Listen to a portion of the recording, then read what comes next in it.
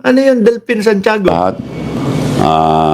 Ito po ang masasabi ko sa final daw ng plunder. Oh. Another diversionary tactic, another Oo, yun naman daw yung masasabi ni Chavit doon sa pinail na kaso na plunder sa kanya eh. Diversionary tactic. Uulitin ko ho, mga kababayan. Si Lolo Chavit kaya nag-iingay kasi may 2 buwan makalipas, iniimbestigahan na ho siya. No? Hindi ho siya siguro si Lolo Chavit ng ganun ho, mga bossing. Big time eh. Pag sinabing Singson, Chavit Singson, hindi mo pwedeng galawin yan. Kaso mukhang nagkamali sila ng estima ho, no? Sa gobyerno. Hindi pwede yung malaking pangalan dito.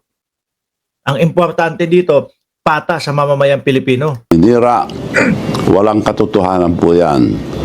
Ang sabi sa complaint nila, nagbenta raw ako ng lupa ng gobyerno at kumita raw ako ng 100 million. Oh. Ang lupa na sinasabi po, 10 hectares. Ang presyo po yun, noon at that time was 800 million. Andali, Chavit lupa pala yung yung reklamo sa iyo. Tapos mamaya sisikapin ko na makausap ulit natin si Mami Pebs patungkol ho doon sa binabanggit. Kumbaga binabanggit na saan ba yung sinabi niya? Yung sa Ortiga, sa Metro Walk. Parang land grabbing din ang pagkakaintindi kong sinasabi niya doon kay na walang titulo si Chavit doon eh. 1,000 per square meters, 10 hektarya.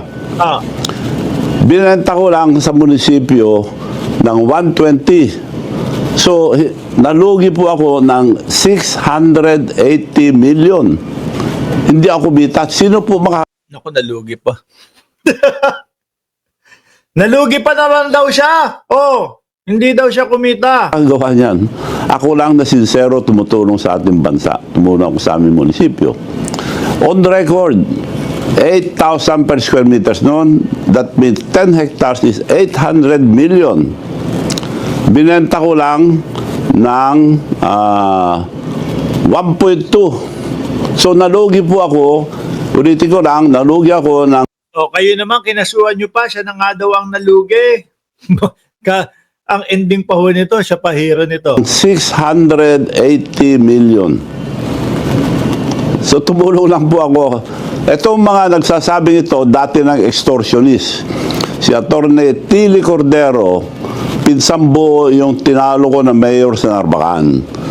Ever since, yan na nagbabati ko sa akin. Pero, humihingi ng pera palagi sa akin. Iba-iba ang inutusan ko magbigay para huminto lang, magpapahingi, binibigyan ko. Nagbibigay pa ng pera si Chavit Marami po. Ang huli ay punta sa bahay. Etong Atty. Tilly Cordero na nag-file ng plunder. At gusto ko na mag-retire, sabi niya, pwede bang bilhin yung hotel and resort, hotel resort, sabi niya. Well, naawa naman ako. Sige nga, para mapagbigyan ko na. Nagpunta kami. Uy mo, hotel o resort, may bebenta ng gano'n dahil naawa lang. Annalyn Bando, may resibo ba? Ewan natin dito kay Chavit. Nasaan yung resort hotel niyo ako? Ito. Pinakita ko, maliit na bahay, 2 kwarto na maliliit. Sir, sabi ni Sir Eseng Mariano, sa ganid mo sa pera, papalugi ka. Gunggong daw, Pagpasok mo, kama na. Anong hotel yun? Panluloko po, that 20 million. So, hindi ko po kinuha. Nagalit na naman. So, ito ngayon, nag-file ng plunder.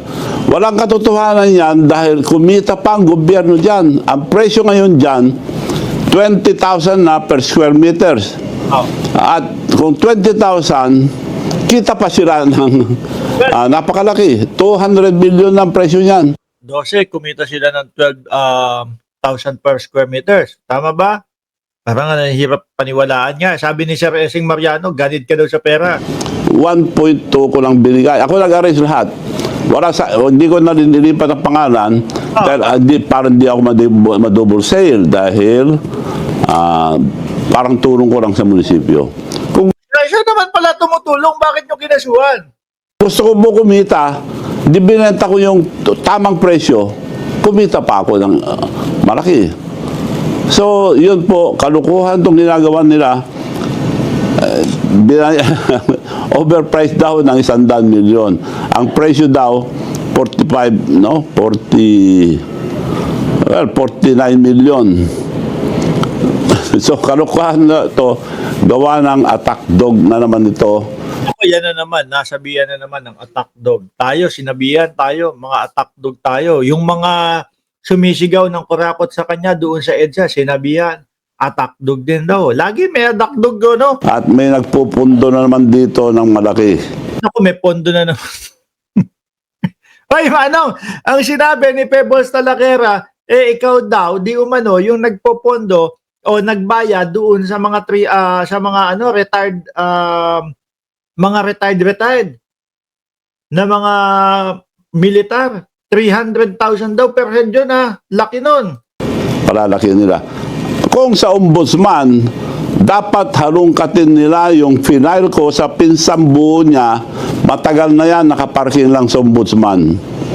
Dapat din yung buksan, napakarami.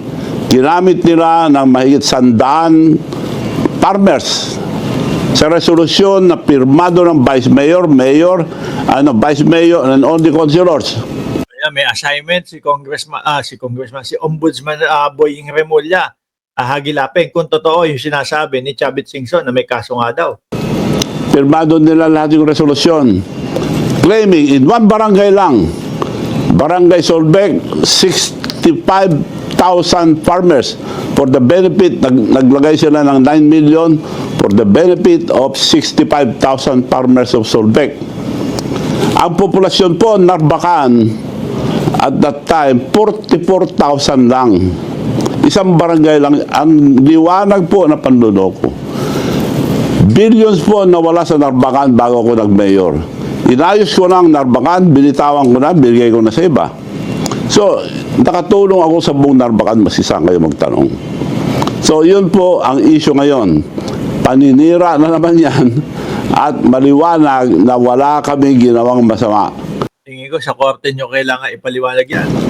In fact, kumita pa munisipyo. Ako nalugi 680 million. Yun po. At yun po ang totoo. Totoo yung sinasabi nila, pagkukulong ako. Kaya on record. Nako nakahanda yung kulungan. Ang dami nung higaan doon, Chabit. Kapag ka nagkatotoo yung ipinail sa iyo na kaso. Mag-ano tayo sa record. Naka-record po lahat yan. 120 lang ang halaga, ang binayaran ng munisipyo. So 120 rin ang binigay ko sa pinagbilang ko.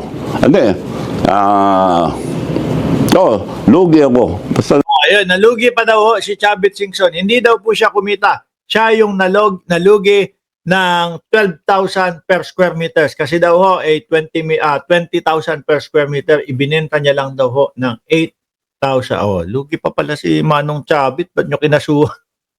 nalugi Ewan, pero kailangan niyang patunayan yan, mga boss Chipamo, sir, doon sa korte. Kapag ka umakyat ho ng tuluyan, yung ikinaso sa kanya. ako.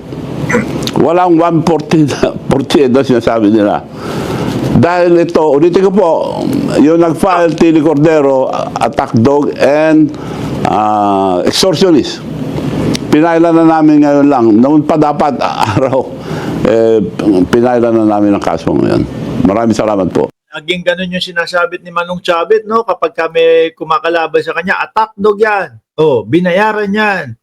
Pinondohan yan. Anyway, mga boss Chipamo, sir, bago tayo magtapos, lipat tayo doon sa Birahan PH. Alas 10 daw ho yan, mga kababayan. Nandyan sa itaas ng comment section, nandyan, nakapin yung comment ni Jordan G. Birahan PH, link here. Lipat po tayo doon. Lilipat po ako doon, mga kababayan, sa Birahan PH at doon po natin ituloy ang ating live. No? Huwag niyo pong kalimutan na mag-like, mag-subscribe, and mag-share mo. Alas 10 ho yan. 15 minutos, mag-uumpisa na ho yun doon, mga bossing. Maraming salamat po sa ating lahat.